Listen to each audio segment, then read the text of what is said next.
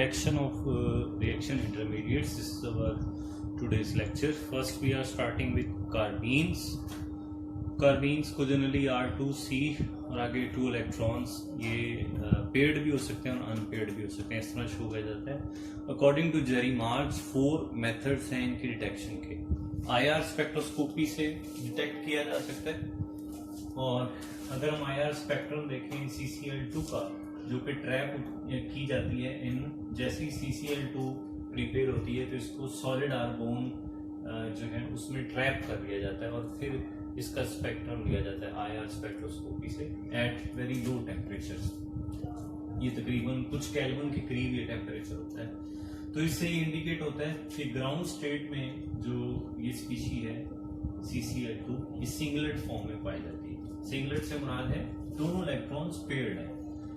Electron spin resonance से भी हम डिटेक्ट कर सकते हैं। याद रखें, इलेक्ट्रॉन स्पिन रेजोनेंस से हम सिर्फ वो केमिकल स्पीशीज डिटेक्ट कर सकते हैं जो पैरामैग्नेटिक हो, मतलब उनमें जो अनपेयर्ड इलेक्ट्रॉन्स हैं वो मौजूद हो। तो ये लाइन मैंने यहाँ नहीं लिखी, तो आप यहाँ पे लिख सकते हैं कि ESR is used only to detect paramagnetic species. ठीक, उसके बाद आप ये वर्डिंग लिख देना कि ESR मेजरमेंट जो है वो की गई ट्रिपलेट कार्बीन पे जो कि ट्रैप की गई in matrices at low temperature. Matrices solid कोई भी सब्सटेंस हो सकता है, जाली टाइप, जिसमें उनके पार्टिकल्स में ये वाले रिएक्शन इंटरमीडिएट ट्रैप हो सकता है। जैसे यहाँ पे आर्गोन ने ये काम किया है, सेम ऐसे ही कोई भी स्पीशी कोई भी केमिकल्स हो सकता है मैट्रिसेस। तो eight low temperature shows that ये जो हमारी ट्रिपलेट कार्बीन है ये बेंट शेप में होती है और इसका बॉन्ड एंगल ऑलमोस्ट 130 डिग्री होती है। यूवी विजिबल स्पेक्ट्रोस्कोपी भी इस्तेमाल की जा सकती है। अगर हम इसको सिंगलेट CH2 से ये देखें तो हमें पता चलेगा कि इसका स्ट्रक्चर भी बेंट होता है। स्पेक्ट्रम से हमें ये बातें क्लियर होंगी, और बॉन्ड एंगल 103 डिग्री होता है। इसी तरह यूवी स्पेक्ट्रो में आगे है सिंगलेट CCl2 और CBr2, ये 100 डिग्री और 114 डिग्री एंगल देते हैं। आई होप ये वर्ड आपको नजर आ रहा होगा। दिस इज रिस्पेक्टिवली लिखा हुआ है, और ये भी बेंट शेप होती है। तो आपने देखा कि जो ESR है ये जस्ट ट्रिपलेट को डिटेक्ट करती है, जो सिंगलेट है वो IR और UV से डिटेक्ट हो सकती है। स्केल मेथड ये केमिकल मेथड है, स्पेक्ट्रोस्कोपी नहीं है। इसमें कार्बीन्स का एक रिएक्शन यूज किया गया है कि जब वो अल्कीन्स के साथ रिएक्शन करती है तो साइक्लोप्रोपेन प्रोडक्ट्स देती है। तो सिंगलेट कार्बीन जो है ये, इसको अगर हम अल्कीन से रिएक्शन करेंगे, मैंने अल्कीन्स के कार्बीन्स के रिएक्शन में बात कही हुई है, बताई हुई है आपको क्लियरली कि सिस अल्कीन से ये प्रोडक्ट देगा सिस साइक्लोप्रोपेन, जिसमें दोनों अल्काइल ग्रुप और दोनों एक सेम साइड पर है। ठीक है जी। और अगर ट्रांस अल्कीन यूज करेंगे तो ट्रांस प्रोडक्ट बनेगा। ऐसे रिएक्शन को स्टीरियो स्पेसिफिक रिएक्शंस कहते हैं, क्योंकि ये दोनों इलेक्ट्रॉन पेयर्ड होते हैं, ये इकट्ठे मूव करते हैं साइमल्टेनियसली इस कार्बन की तरफ, और ये दोनों इलेक्ट्रॉन्स पाई वाले ये फिर इस कार्बन की तरफ, इस तरह साइक्लिक प्रोडक्ट बन जाता है। जो ट्रिपलेट कार्बीन है, ये मैंने वर्डिंग यहाँ नहीं लिखी, आप देख सकते हैं कि triplet carbene gives cis and trans product with cis alkene. यही बात आप ट्रांस के लिए भी कह सकते हैं कि सिस के लिए भी ये दोनों प्रोडक्ट्स देंगी और ट्रांस के लिए भी ये दोनों प्रोडक्ट देंगे। ऐसे रिएक्शन कहते हैं स्टीरियो सेलेक्टिव रिएक्शन। तो इसकी क्या रीजन है? क्योंकि ट्रिपलेट में दोनों इलेक्ट्रॉन्स अनपेयर्ड होते हैं, तो एक इलेक्ट्रॉन पाई बॉन्ड के एक इलेक्ट्रॉन्स के साथ इस कार्बन के साथ बॉन्ड बनाएगा, सेकेंड इलेक्ट्रॉन फ्री रहेगा, और ये इलेक्ट्रॉन जिस पाई बॉन्ड का है वो इस कार्बन पर वापस आ जाता है। तो इस तरह आपके पास एक डाई रेडिकल हासिल होता है, यानी 2 फ्री रेडिकल्स हासिल होते हैं। तो ये अब सिंगल बॉन्ड कार्बन कार्बन में बन जाता है, और ये बॉन्ड रोटेट भी हो सकता है। तो जब ये रोटेट ना हो वैसे ही बॉन्ड बन जाए दोनों के दरमियान, तो सिस प्रोडक्ट है, अगर ये रोटेट होकर बॉन्ड बनेगा तो फिर ये ट्रांस प्रोडक्ट। इस तरह इस मेथड को स्केल मेथड, स्केल साइंटिस्ट का नाम है, इससे भी हम इनको डिटेक्ट कर सकते हैं। जी, सेकंड डिटेक्शन है नाइट्रीन्स की। ये बिल्कुल कार्बीन्स जैसी है कि IR और UV स्पेक्ट्रोस्कोपी हम इस्तेमाल कर सकते हैं इनकी डिटेक्शन में। और इसमें जो अल्काइल नाइट्रीन्स हैं ये रिलेटिवली लो टेम्परेचर पर हम इनको आइसोलेट करते हैं और ट्रैप यानी आर्गोन मैट्रिसेस में ये नाइट्रीन्स ट्रैप होते हैं और फिर इन्हें आइसोलेट अलग किया जाता है। फिर जब इनके ऊपर आई और यूवी स्पेक्ट्रोस्कोपी की जाती है तो इनके स्पेक्ट्रम से हमें इनकी मालूमात हासिल होती है और ये 4 केल्विन पर ट्रैप होते हैं इतने लो टेम्परेचर पे। और जबकि अराइल नाइट्रीन्स जो हैं ये इनके बारे में आप यही वर्डिंग लिखते हैं been isolated by trapping in argon matrices at temperature change 77 kelvin. इसकी रीजन ये है कि जो अराइल नाइट्रीन्स हैं या अराइल कार्बीन्स हैं ये ज्यादा स्टेबल होती हैं, इनमें रेजोनेंस ऑपरेट होता है और अल्काइल की निस्बत अल्काइल में जस्ट हाइपर कॉन्जुगेशन होती है इसलिए ये कुछ ज्यादा टेम्परेचर पे भी आइसोलेट की जा सकती है। इट मींस ये कम रिएक्टिव है, अराइल नाइट्रीन्स कम रिएक्टिव है, मोर स्टेबल है। और ग्राउंड स्टेट जो है वो नाइट्रीन्स की ज्यादातर हमें जो मिली वो ट्रिपलेट स्टेट ही मिली, सिंगलेट स्टेट इसकी बहुत कम मिलती है। सेकंड मेथड है ESR इलेक्ट्रॉन स्पिन रेजोनेंस, इससे हम ट्रिपलेट जो नाइट्रीन्स हैं इनको डिटेक्ट कर सकते हैं। थर्ड मेथड स्केल मेथड है, सेम वही तरीकाकार आपने लगाना है जो कार्बीन्स के लिए है, बस यहाँ जो नाइट्रीन हमने यूज की है that is NCOOETV ethyl group. तो सेम जो सिंगलेट है ये स्टीरियो स्पेसिफिक रिएक्शन देता है, इट मींस कि सिस एल्कीन के लिए सिस साइक्लिक प्रोडक्ट बनता है। यहाँ आपने साइक्लो प्रोपेन नहीं लिख देना क्योंकि यहाँ बीच में नाइट्रोजन है, कार्बन नहीं है, तो आप साइक्लिक प्रोडक्ट कह सकते हैं। और ट्रांस के लिए ट्रांस मिलेगा। लेकिन ये ए पार्ट है, बी पार्ट पे आप आए तो अगर आप ट्रिपलेट नाइट्रीन यूज करते हैं तो फिर ट्रिपलेट के लिए दोनों सिस प्रोडक्ट भी हमें हासिल हो सकता है और ट्रांस प्रोडक्ट भी हासिल हो सकता है। इसका जो इंटरमीडिएट बनता है वो सेम वैसा ही होगा जो कार्बीन्स वाला है, तो आप इंटरमीडिएट बनाने के लिए उस कार्बीन वाले टॉपिक को कंसल्ट कर सकते हैं।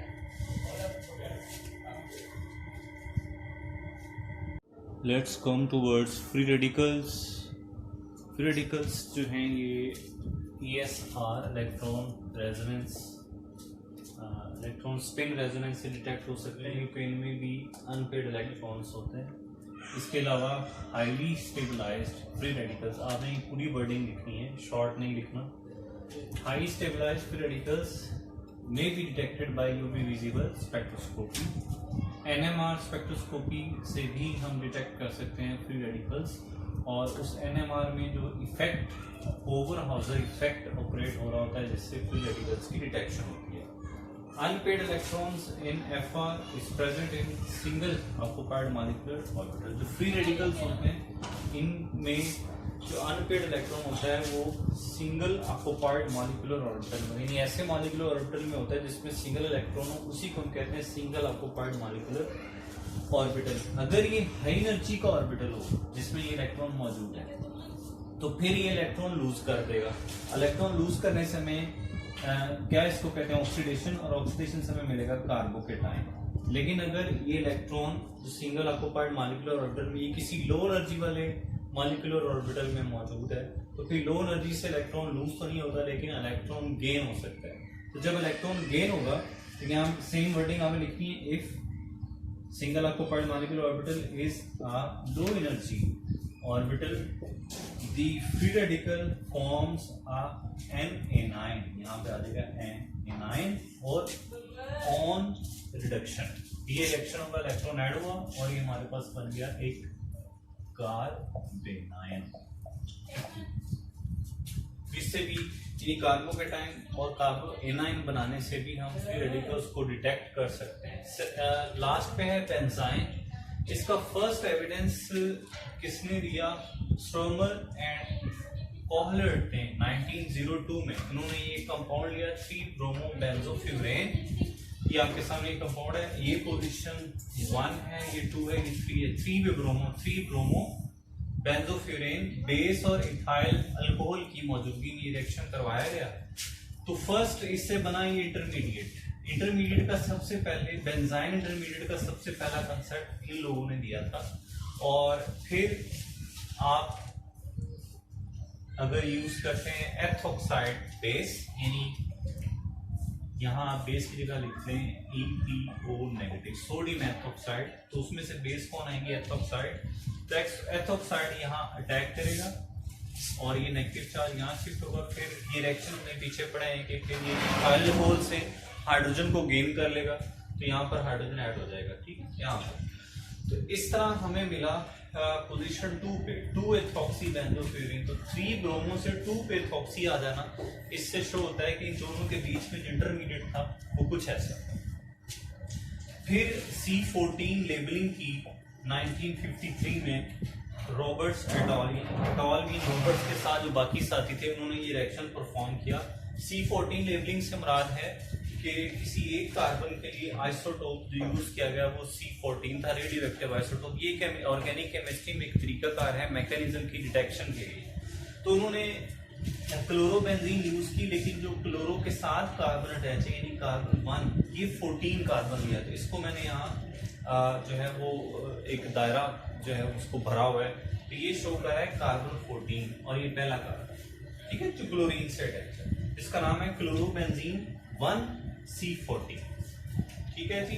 ये कार्बन 14 है। तो ये सोडियम अमाइड, सोडामाइड और अमोनिया था सॉल्वेंट, यानी बेस और सॉल्वेंट बिल्कुल ऐसे जैसे ये बेस और ये सॉल्वेंट है। इसके साथ आप Na लिखना चाहे तो लिख लें। तो इसकी मौजूदगी में आपको पता है कि क्लोरीन और यहाँ से एक H अगर रिमूव हो जाए, इधर से निकालें इधर से निकालें, तो फिर ये बेंजाइन इंटरमीडिएट बने, ठीक है। अब हमारा जो न्यूक्लियोफाइल है वो दोनों जगहों पर अटैक कर सकता है, वो C14 पे भी और इधर भी।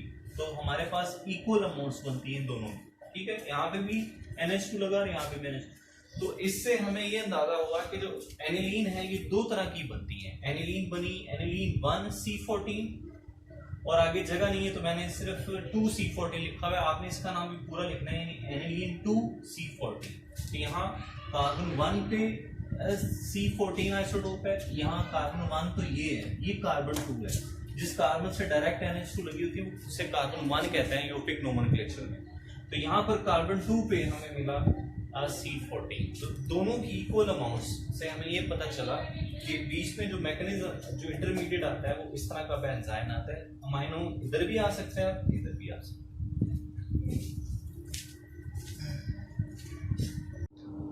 ट्रैपिंग ऑफ बेंजाइन एक और डिटेक्शन है बेंजाइन इंटरमीडिएट की। ये एक्चुअली रीजनरल रिएक्शन है, ये इसके रिएक्शन में भी मैंने डिस्कस किया था। तो ये बॉन्ड यहाँ शिफ्ट होता है इस कार्बन के साथ,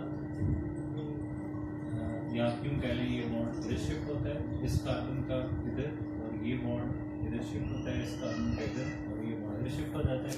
इस तरह ये रीजनरल साइक्लोएडिशन रिएक्शन है। तो इसमें बेंजाइन को ट्रैप करके ये कंपाउंड, और इस कंपाउंड की स्टडी से हमें अंदाजा हुआ कि इस तरह के इंटरमीडिएट पाए जाते हैं। चौथा डिटेक्शन जो है वो स्पेक्ट्रोस्कोपिक स्टडी से की गई है 1915 में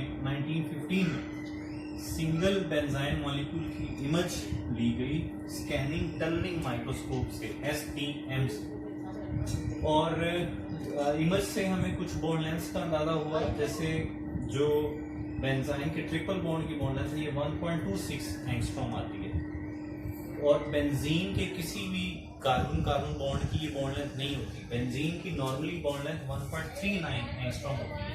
तो ये जो 1.26 एंगस्ट्रॉम है ये ट्रिपल बॉन्ड के करीब है। ट्रिपल बॉन्ड जो इथाइन है उसके ट्रिपल बॉन्ड की बॉन्ड लेंथ आती है 1.20 एंगस्ट्रॉम।